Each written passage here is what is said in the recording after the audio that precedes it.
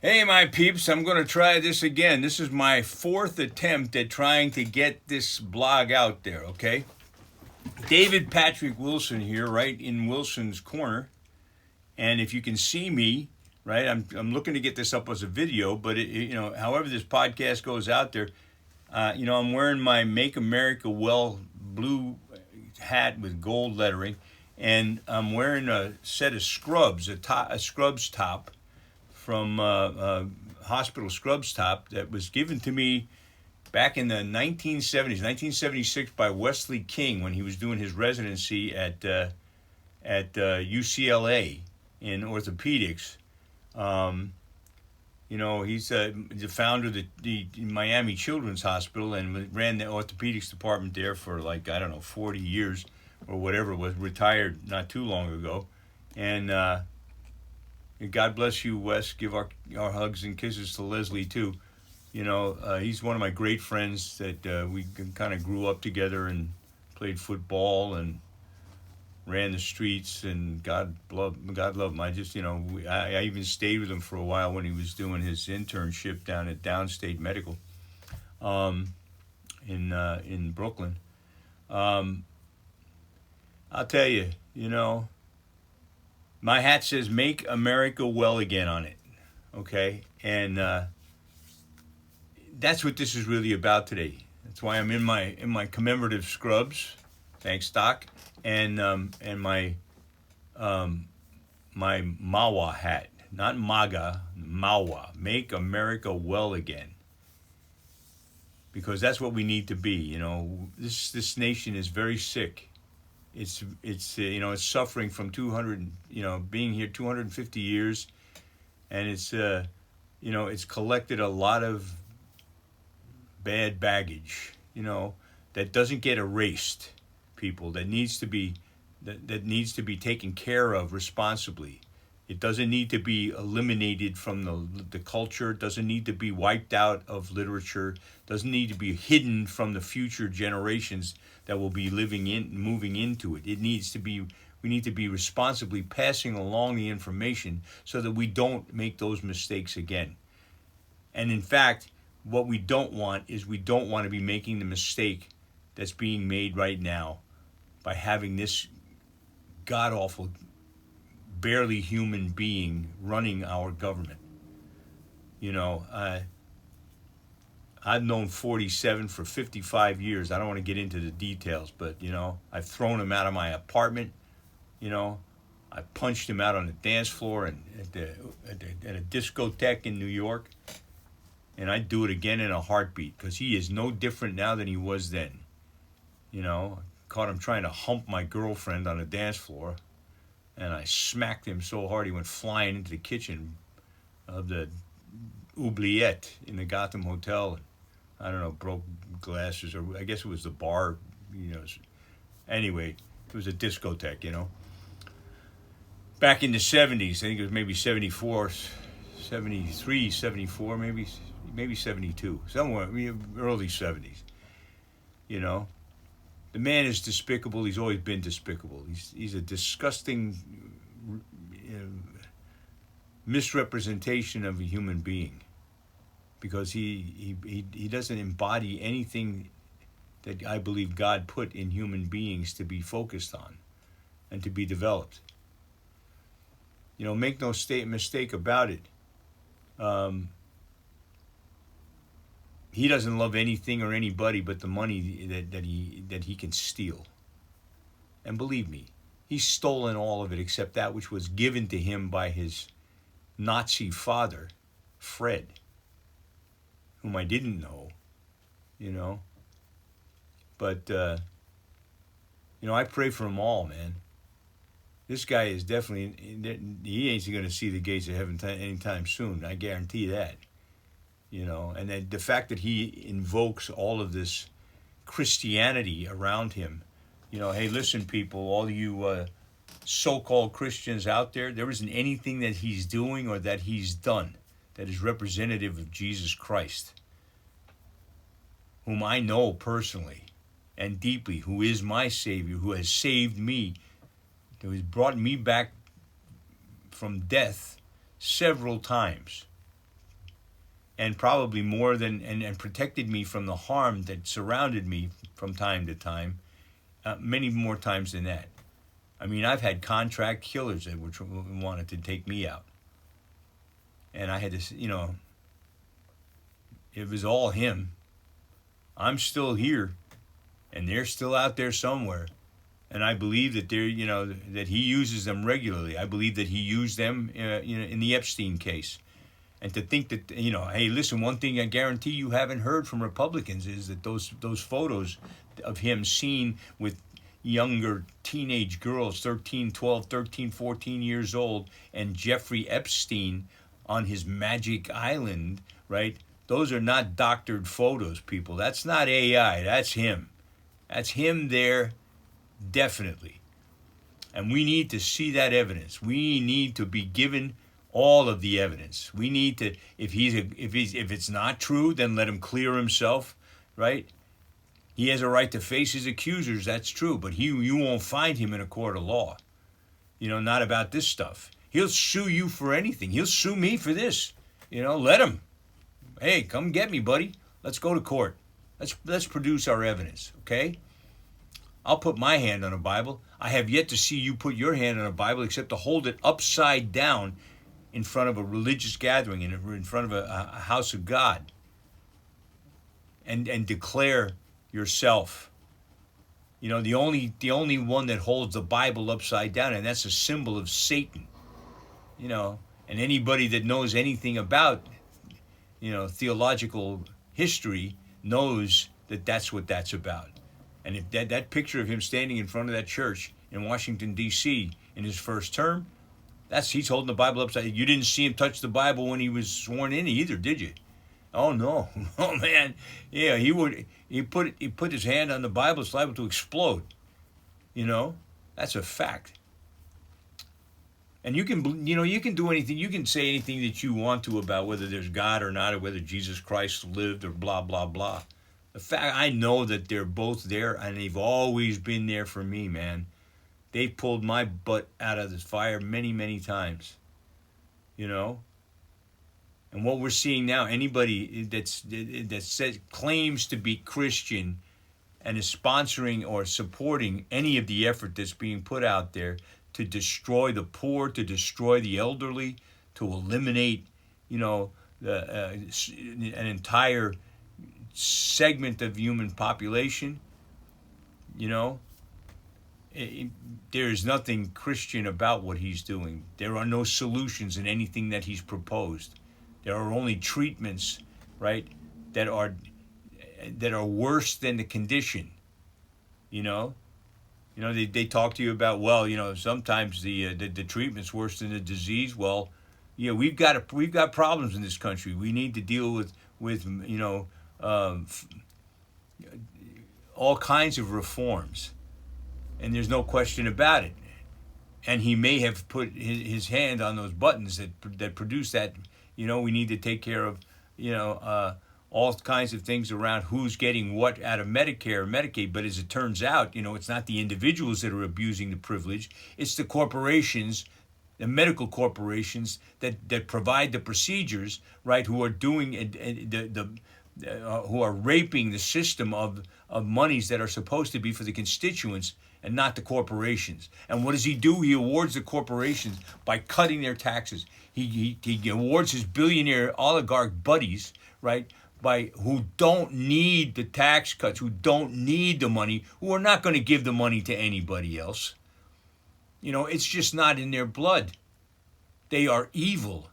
They are evil. There is no question about it. The root of all evil is the love of money, not money. We all need money. But it's called currency for a reason. It's because it's supposed to flow, right? And what happens when things that are supposed to flow are not controlled in the way that they flow, and that the fact that they get to nourish all of the lands of their tributary, right? Then they end up flooding the plain and destroying everything in their path. And that's what we've been watching, people. And you want to read about it? I tell you what. You want to get the straight of it? if you can read, and if there's any maggots that are watching this, I pray to God you can read. I know that there have been failings in the educational system, but you should have at least been able to get something out of your education. Reading would hopefully be the first thing that you would get out of it. That actually the first thing that I would hope that you would get was the two commandments that were left by Jesus Christ himself. Love my Father above all things, and love each other as I have loved you. But I don't think that that's what's happening out there. And I'm not looking to have the Bible be reintroduced as the curricula. But the fact of the matter is, that's the manual for living for me, man. There isn't anything in there that I haven't experienced or that isn't there to experience in this life. It is the manual, and you ought to have one, by the way. I've read them all, the Bhagavad Gita, the Quran, all of the, I've read them all, The only one that tells a real story about how to live your life is the Bible.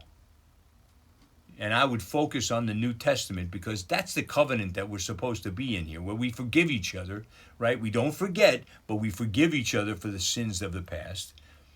And actually, the commandment is to forgive them and forget them as if they never happened. Now, I'm willing to forgive a lot of things, man. But I'm having a tough time forgiving the American electorate for putting in office one of the absolutely worst human beings to ever stalk this planet. And I say stalk for a reason, because he's a carrion eater. He looks to destroy things, and once they're dead, to rape their bones, like he's raped so many others, like he's raped 13-year-old girls. And he has. And those, all of those things are a matter of record. The fact that he is working so hard to keep those files about the Epstein case quiet. And believe me, man, he's done himself in. Bondi, his little handmaiden, right? The attorney general, quote unquote, by introducing that tape of what was happening in his cell without the 2 minutes and 53 seconds that are missing. 2 minutes and 53 seconds is more than enough time to off anybody. I was doing a movie in Sweden, right, called The Inside Man. In Sweden, it's Slagkämpen, right, with Dennis Hopper and Hardy Kruger. And I was training with the British Rangers. They're like the special forces units here in the United States, right? There's like SEALs, okay? And the British, they taught me 50 ways to kill a man instantaneously with 2 fingers. 2 fingers, people, right here. Bam, I could take you out in a heartbeat. As a matter of fact, I can pull your heart right out of your freaking chest with these 2 fingers. So I know it can be done, okay? How it may have been done, all of that stuff's up for grabs because, I don't know if the autopsy ever looked at any of that, how it could be done, because that's their specialty, how to kill without leaving any evidence, right? Well, the video evidence they couldn't do anything about, obviously, but so later they got it in edit, Hey, let's see it, people. Let's get it. Talk about conspiracies. Yeah, I know something about conspiracies. I've been around a bunch of them. I've almost paid the price for that myself. I blew the whistle on a mob operation some years ago that damn near got me killed. And I had to run for my life and take my young fiancée with me, who later became the mother of 2 of my children. And then when I found out what I found out about her, that beyond belief. The fact of the matter is the devil can get to you anywhere. And this is his playground. And the fact that this is being obstructed the way that it is entirely his work. Because the one thing he does not want to do is that he does not want people to get righteous. I mean really righteous, which means righteous, if you look it up in the dictionary, means to be completely upright and forthcoming. and honest and truthful. That's righteousness. We need to get righteous in this country. We don't need to get Christian righteousness. Not that Christian righteousness. Not the one that says that you can beat up your neighbor, that you can slaughter you can allow your children to be slaughtered or die or be stolen. There's nothing Christian in any of that. And I know people that do that work. I've known people that have done that work that call themselves Christians too. They go to Catholic church every week and they bless themselves. And they're the same people that have been doing it for hundreds of years, people. This is what they do. And he's part of that. He's part of that. You want to talk about conspiracy? There is a global conspiracy, and he's a front man. He ain't nothing but a head. And an ugly one at that. But that's what's so. There is a consortium of billionaire bad guys, and I'm talking about seriously bad guys. They would murder your mother in front of you. They have no compunction about it. I know some of these guys, man. And they're the nicest guys in the world when you meet them. You know? They really are. They dress well. They drive beautiful cars. They got lots and lots of money. You know? They're very generous for the most part. You know? Don't look cross-eyed at their girlfriends, though. They'll cut your liver out. You understand what I'm saying? Because that's what's in their heart. Or what should be a heart. Because their hearts are blacker than black. I mean, so corrupt and diseased. That's the heart disease that we have. It starts with the conscience. You got to have one in order to be able to keep a clear heart and clean heart. They don't have any. It's completely functionary of power, of what they consider to be power. But there's no power in it. It's just force. And they've got, may the force be with you. That's what that's all about. They got the force with them. They got arms. They got hideouts. They got all kinds. They got network. Boy, do they have network. They got network all over the planet. And they work for one being in this universe. They work for one being. Beelzebub is their man. That's it. You know, the devil be damned, he's the boss. And they take instructions from no one else but him. And they still operate. They've been operating. They continue to operate. Only, now they've gotten real smart. They're real smart rats now. They've legitimized everything, and they've got their boy in the White House. And they live in the same neighborhood, by the way. They're right down there in the Mar-a-Lago area. In their big boats, with their big bad guns.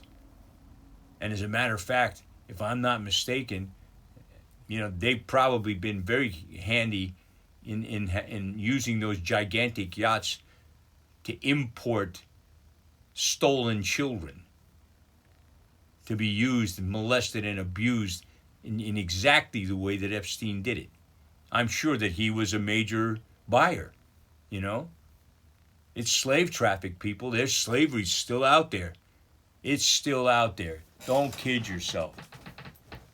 And there are very evil men running the business. And man, if they catch a load of this podcast, they may be knocking on my door again. I've had to deal with them once. I don't have the kind of protection these days that I had back then. I've got much better protection. I got him. That's all I need. But I've really got him. He's the power. He's the glory. I'm just a messenger. I'm just here to tell the stories and to get them straight. That's all I'm interested in doing here. And I've been, and every time that I've tried to do that, we did a movie called Collar with Tom Sizemore and Richard Roundtree, and Rebecca De Mornay is in it. And, I starred in it, wrote it, and directed it. And my oldest son is in it as well. He plays the heavy in it. He doesn't speak to me anymore, but I understand he's doing really well. God bless you, Toby. And you know, it was a movie that was touted by everyone that saw it in festival. They said, "Wow, we've never seen a movie like this." I've had gold badge detectives who came to me and said, "Where did you get your intel? Were you on the job?" And that told me, that it was so real. It was more real than any cop film that they had ever seen. And we made it on a shoestring budget, and we produced it, and we actually at one point we had one of the top agents film agents for selling film to distribution in the entire world, Reeder and Feig, out in L.A. They did Black Swan, they did the Twilight series, they've done many, many, many films, okay, and they were supposedly they wanted us. They told us that they thought our film was epic. And that they never saw a product like this come across the table. But we were a little nothing film. We weren't a Hollywood big bang film, right? We made it. We made the film for $1.5 million. Man, Hollywood didn't want to know anything about that, so they stepped on the distribution. We never got any distribution for it. You can find it now. You can find it on Amazon now. Collar, Collar, just like. But we were stonewalled and quashed because it was the truth about the evil of police violence against peoples of color. It was before the Black Lives Matter movement. It was before Trayvon Martin. It was before Eric Gray or Breonna Taylor, or it was before George Floyd. So nobody said, "Oh well, we don't know anything about this." The reason we made the movie, the reason I wrote the movie, was because I knew what was going on, and I wanted people to understand what was going on so that we wouldn't have to have experienced those murders and that destruction that occurred during the Black Lives Matter. But no, man, they thought the best idea was to cut me out and to shut me up. And I got news for you people. You haven't done it so far, it ain't going to happen now.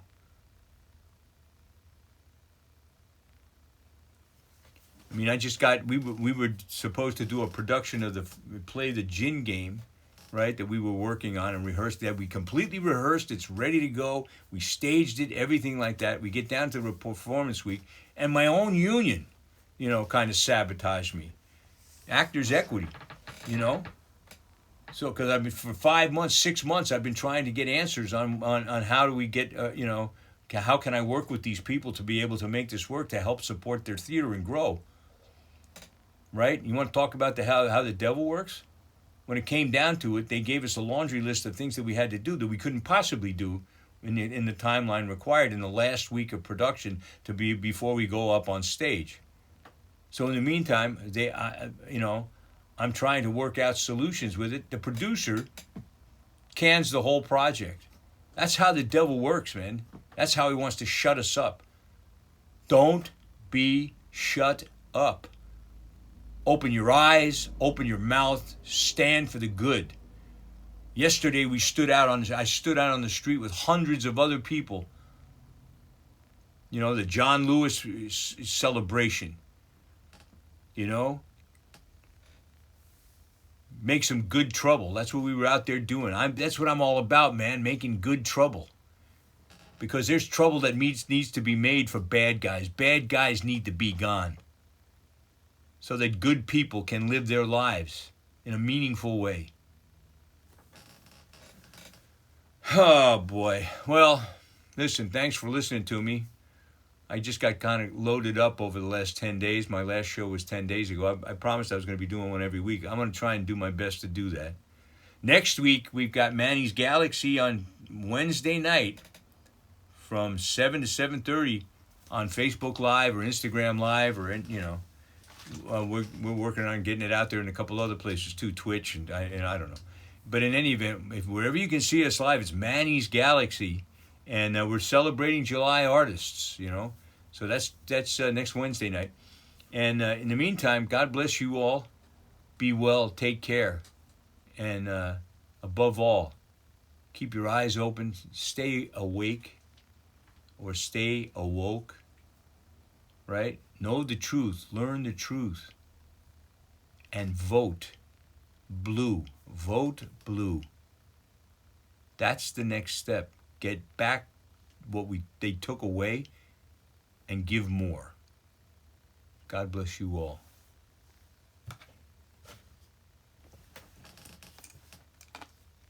Peace.